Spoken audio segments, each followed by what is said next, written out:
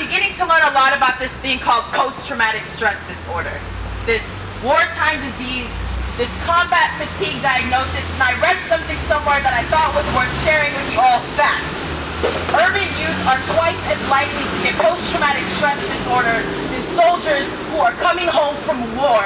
So tell me, what is the difference between homicide in the streets and bloodshed on the battlefields of Iraq? A battalion of young soldiers who meant to sign up for the football team and not the military. They're all wearing black RIP hoodies like the triangular folding of this country's flag, a gift to the mother of the fallen. The only difference there is between a tank and a police car is the speed in which innocent civilians can run when profiled. So those new Jordans you're wearing double as a fashion statement and combat boots. Purple hearts that my students wear every time they're wounded at war on their own streets. The way police sirens sound too much like oncoming missiles whistling in the distance. The way siren lights ain't supposed to look like flash grenades. The way the night isn't supposed to camouflage their skin into enemy soldier. AK-47 is just another way to identify the apartment number of the boy who just wants to make it to the bus stop tomorrow morning. This is all making so much sense now.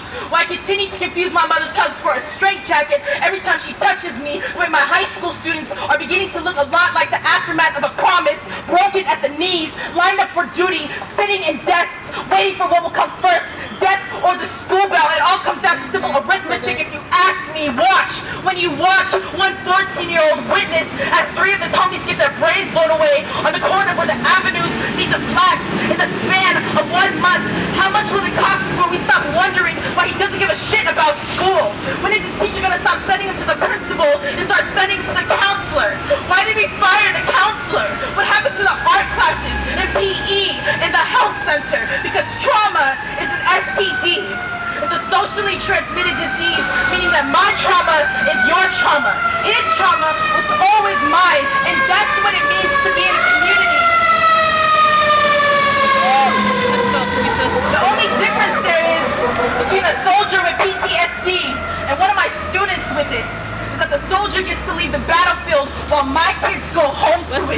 So if they never really exit the trauma and cycle through the cacophony like the broken record of a drive-by shooting that never really ends, then they don't really have post-traumatic anything.